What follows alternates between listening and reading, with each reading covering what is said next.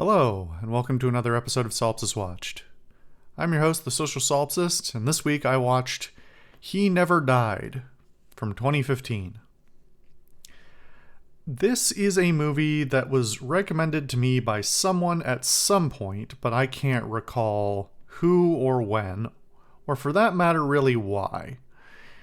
And I felt like it was appropriate to watch this week just because it was a little on the shorter side, which is kind of what I needed, and I was under the impression that it would let me turn my brain off a little bit, which is also what I needed this week. This is basically a horror film, although it takes tropes from thrillers and drama movies, and has a healthy sprinkling of humor in it that makes it a little bit hard to nail down exactly what it is. I would almost consider it a black comedy, but not quite. We'll get into that in a little bit. This is sort of kind of pitched like a vampire movie, and there are some parallels that imply vampirism, although I don't believe at any point it's explicitly called out in the film. The main character is played by Henry Rollins, who I am very aware of as an actor, but I don't think I've ever seen anything with him in it. He mostly works in projects that are kind of in genres, especially horror, that I don't really watch as much. And so I don't believe I've ever seen him on screen before. So seeing him cast was very interesting, especially because I do actually know Henry Rollins pretty well from his other work, primarily as the lead for Black Flag, and then the sort of his various musical escapades after that, and some of his writing and sort of, I don't want to say mixed media, but he's done a lot of different artistic endeavors over the last 40 years. He's a fascinating character in his own right. He's kind of a crazy weirdo, and I mean that in a relatively positive way. And I think he's a fascinating person in general. And it's interesting to find out that the writer and director of this movie specifically wrote this character for him. I didn't find that out until after I watched it, but that does make sense in a lot of ways. Henry Rollins is a person who has lived many lives over the course of his life. He's been in some crazy places, done some crazy things, and gotten some crazy trouble, and somehow came out the other side. I'm not gonna say unscathed. He's had some rough times, and I think that very much plays into the themes and the character of Jack, his character in this movie. I'm not going to be able to not spoil this film, but I don't think there's a lot to spoil. I'm not going to give you the plot beats, so if that's your concern, I'll avoid that. But I am going to talk a little bit about some of the reveals, because I think they are fairly obvious, or you'll get 90% of them very easily and fairly early in the film. But I do want you to be aware as I go through talking about this at some point. Before I get into that, though, I'll talk about the production values and stuff like that. This is a relatively low budget film. I don't think there's a disclosed budget for it. I would guess that it's maybe in the low tens of millions, if that. And it definitely has a very budget look.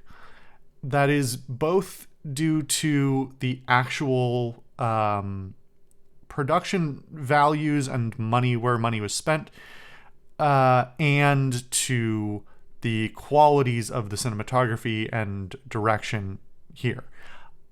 I don't know anything about the writer and director. I'm under the impression he's indie.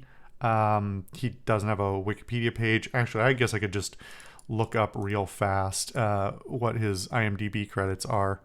But I don't think. Let's see. It's this and one other feature, and then a couple of shorts, and that's it. So not a super well known or well versed writer or director. But that's sort of in line with the state of horror in general in our current era, and I mean that in both a positive and negative way. Largely, horror has been relegated to a sideline and to very low budget stuff, and sometimes that makes really inventive stuff, and sometimes it makes really derivative stuff. And this is somewhere a little bit in between. Production-wise, a lot of this film is not very pretty. And some of that is deliberate, but a lot of it is just limitations of budget and corners cut to, I assume, meet budgetary constraints. And then the other part of it is probably in no small part due to the direction. There are some really well shot and edited parts of this film, but for the most part, it is shot very... I hesitate to say like film student like, but there are some shots that there's a lot of filming that is fairly static, fairly boring, not super well framed, and doesn't really take advantage of the sets and everything else to its greatest ability. That also could be in part due to a limited shooting schedule, probably, but I'm not going to give it a pass on that. There's too many other things that do that, have those same constraints and do better. So I'm holding the direction to that. But that said, like I said, there are a few scenes and a few shots that are really well done. In particular, I want to say that the choreography and the fight choreography in particular is extremely well done and seems very, very appropriate to the set and character, the story and character that's being told. I'll get a little bit into that later.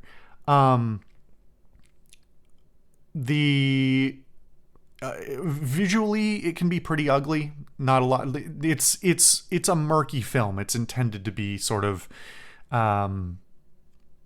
it's dark, both metaphorically and literally. It's in a lot of areas that are not well lit. It's often at night. And even after that, it's sort of color graded kind of brown, which is fine, but is a missed opportunity. It's not glaringly awful, but I think with a little bit more artistic shooting and a little bit less post-production color grading and stuff like that, it could have been punched up a little bit in that respect. I do think that the audio is particularly good, and while it has flaws,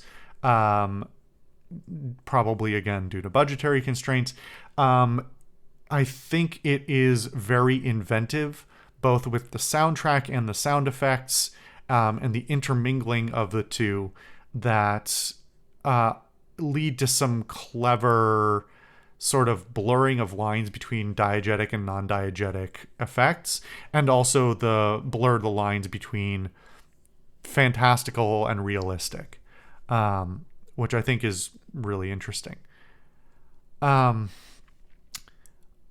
Overall, the pacing of the film is pretty rough, and I'll get to talking about the story when I give you the sort of spoiler warning, but the pacing, ultimately this film doesn't really settle on a particular singular tone, and doesn't land on a particular singular story arc, and it suffers for that because it is not particularly complicated, but it does a few too many things and takes a few too many tangents for too long. So there are scenes that on their own, there are a bunch of good scenes, and then there are some scenes that on their own are interesting, but in the full context sort of ruin the pacing. And then there are other scenes where it's like, oh, you dragged this scene out way too long because you were way too happy with the way this was written. And instead, you didn't realize that by making it this long, you ruined the scene because all the tension fell out of the scene. Or as this went on too long, the feeling of the scene changed from being like tense to not so tense or something like that. There's quite a few examples of that, and even if I was going to say them, I don't think I could pinpoint specific ones, but I think they're pretty glaringly obvious.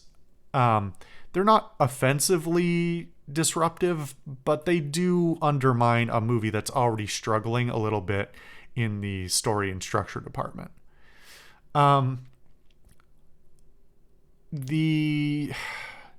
Okay, I think at this point, this is the point where I'm going to start talking about the contents of the film and the characters and that sort of thing, and where that sort of starts to go off the rails and cause the problems that I previously mentioned. So the big reveal, big air quotes, that is fairly obvious, or you can get very close to within the first 10 minutes of the film, is that Henry Rollins' character, Jack, is immortal, and also that he's Cain from the Bible.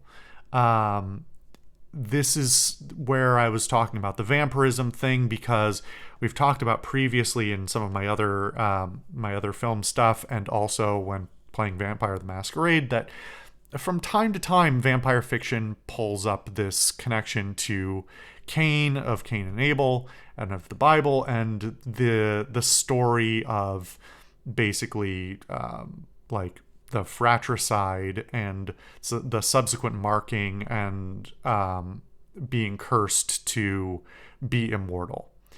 And this is something I've also talked about in the context of other films we've watched. And I think I've mentioned before a few times how immortality is, or indestructibility is a terrible superpower to have, when it comes to somebody like Wolverine, because it inevitably means even if nothing bad happens to you directly, by some miracle, nothing bad happens to you, you still see the world around you happen basically without you.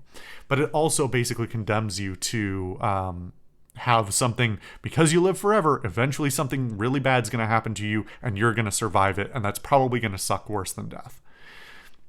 So possibly the most interesting thing to me about this film is the exploration of a character who has lived for several thousand years and hates it and wants to die and is very deeply depressed and has become incredibly strange and broken and sort of identifiably unhuman to other people, and is not unaware of that fact, but sometimes comes off as such.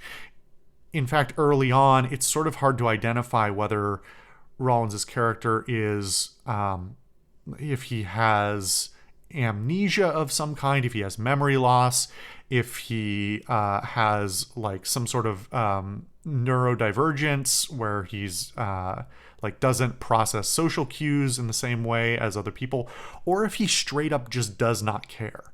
And it really, towards the end, starts to lean towards the lattermost option there, where he's said to be Cain. He's lived for thousands of years. He doesn't really know how long it's been. And he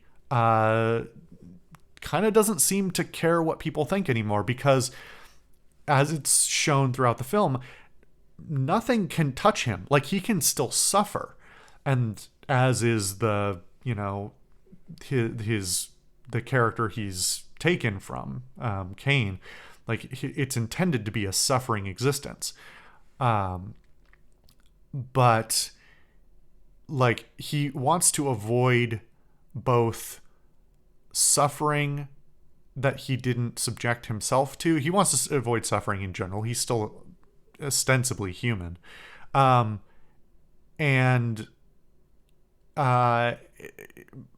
in finding his way out of that over thousands of years, he basically realized that he settled on, I'm going to live in a little town where I do nothing.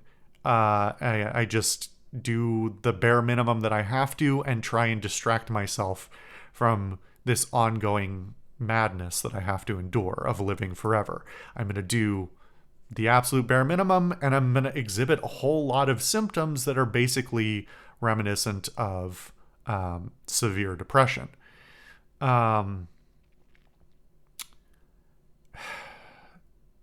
This is an interesting premise. Unfortunately, I don't think the movie explores it as much as it should have. And maybe ultimately that's not the intention of the movie, but that's kind of the question. Is I'm not sure what the intention of this movie is. This doesn't seem to be a particularly strong horror contender. It's not, while it is violent and gruesome quite frequently, it doesn't seem to relish in that fact. And while the camera focuses on those things, narratively, our character does not want to do those things. And in fact, because of his long experiences as well as his curse, he explicitly doesn't want to really usually get into conflict because it results in multiple things. One, he's an incredibly efficient fighter. He can't be killed, so he's not really that worried about physical harm. It still sucks, but like he's impervious basically. And it's kind of fascinating because it mixes up a couple of different strains of ideas where he seems to be slightly reactive to harm he receives, and even makes some quips about how long-term damage can still sort of, or there can still be long-term discomfort. But that particular thing is played more for laughs, or well, more for humor, not for laughs, than being a direct implication of his actually having harm come to him. And that's what something that is interesting and incredibly rare in movies, even in things like superhero movies. Normally, even in superhero movies where with incredibly powerful characters, they shy away from showing somebody who is truly impervious, who has no real fears, and because they're not very interesting. This is the Superman problem to some extent. That's a discussion for another time. But a character with no stakes and no real possible harm that can come to them is usually not very interesting because you don't worry about them. What is really interesting, though, is that we do worry about Jack, not because he's going to come to physical harm, but because he's going to continue. These are experiences he still has to have. And he's already deeply disturbed and broken. And you don't want his life to get any worse. Even though he's like, I hesitate to even say an anti-hero, but in a way an anti-hero. He's not a good person. But he is sort of the moral focus to some extent of the film nonetheless. So while the movie pretty quickly shows us that we don't need to be worried for his physical well-being. His mental well-being is constantly in a state of degradation, ongoing degradation. And people are ruining his very limited coping mechanisms that he's trying to make it through life with. So the whole hook for the movie and the plot, no, I'm not even going to talk about the specifics of the plot because it's very thin on the ground. I'm just going to go ahead and say that it's incredibly thin, it's incredibly generic and kind of boring, and doesn't make for a very compelling narrative. It's really there in order to see what his character will do in those scenarios, not to see what actually happens in those scenarios. They could go well or they could go badly, and the point of the movie is not to care really which one happens. Or at least it doesn't seem that way, but then some of the scenes are framed in a way that are treated as though there's tension. And while there is threat to other characters who we are told to care about, I think it's a mistake to diverge from focusing on Jack. Jack has the potential to have a lot of human interest attached to him because he is in some ways very human and a very broken human, and somebody who is, despite immense power, is suffering greatly, and mostly through not external forces so much. Not direct external forces. He's not suffering because the people around him are awful. In fact, the people around him being so awful is sort of a footnote in his life, because he's lived through so many other times of people being awful to him.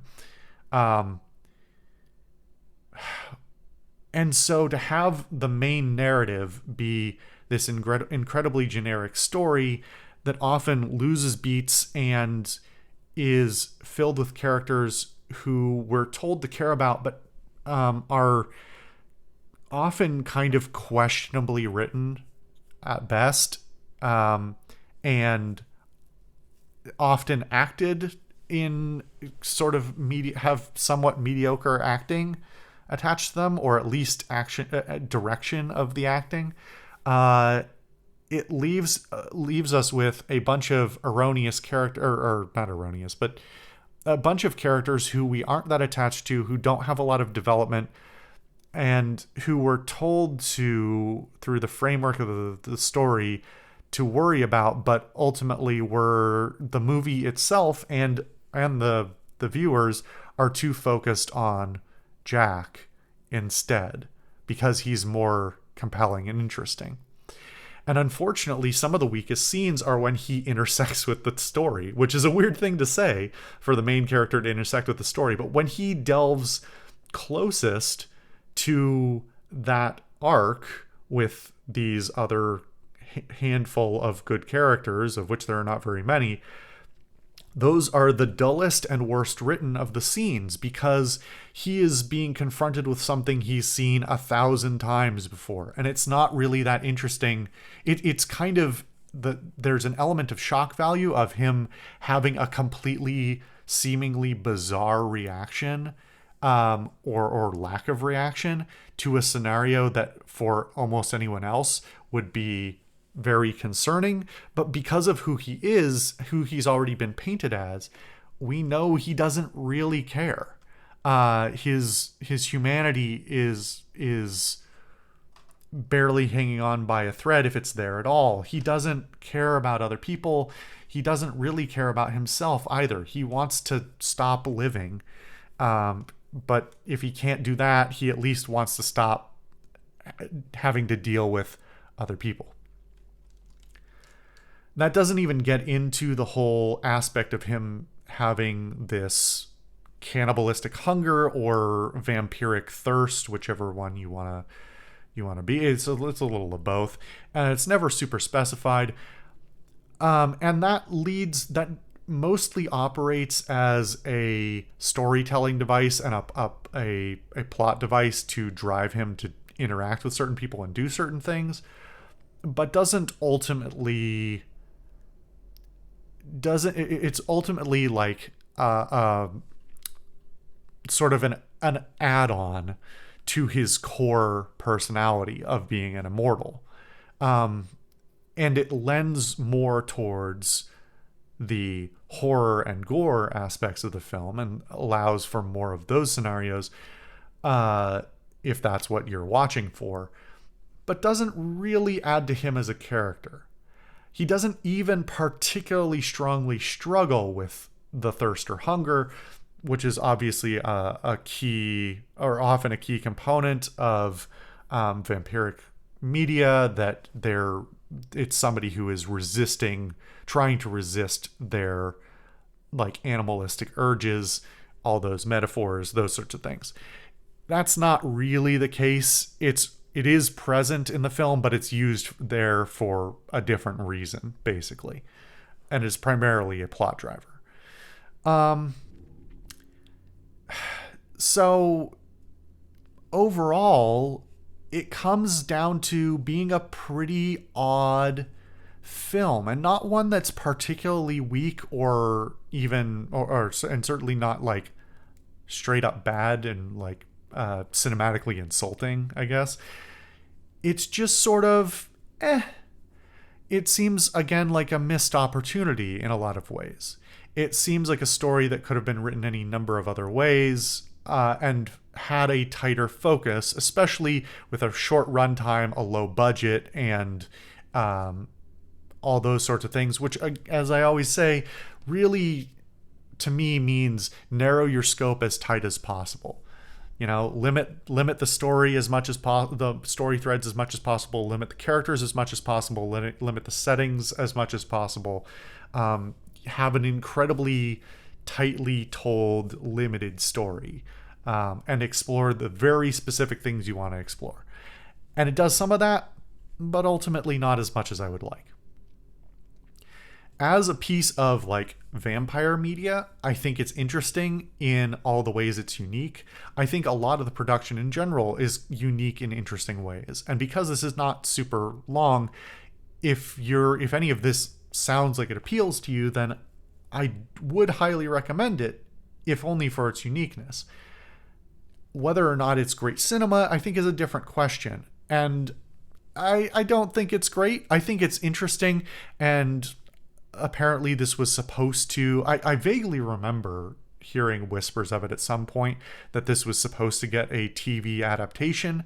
And in fact, I think that would have been a much more interesting way to go about this, telling the story of this character, and given more opportunity to explore who that character is. Weirdly enough, though, in the last 10 years, I feel like I've seen a whole bunch of TV shows come out that are niche but successful, that tackle very similar thematic elements. And while not focusing on, vampiric Cain, they are focusing on anti-heroes who are troubled, and the world around them is sort of secondary to their own internal struggles. So there's been a bunch of other shows that sort of fit that bill in a lot of ways. Still, as sort of a vampiric media, it's an interestingly different take, even with a whole bunch of parallels. And as a horror movie in general, I don't think it's a great horror movie if you want to be scared, or even if you really like the slasher stuff, but it does some interesting and unique stuff that I think makes it warrant watching. Anyway, I think that's kind of about as much as I have to say about it. It's an interesting one. I might even go back and watch it again at some point, because I think with the full context, you could probably watch the very beginning of the film and get some new elements from it. But we'll see. We'll see if I ever do that. Anyway, thank you guys for watching another episode of Solipsist Watched. I've been your host, the Social Solipsist, and I'll see you guys next time.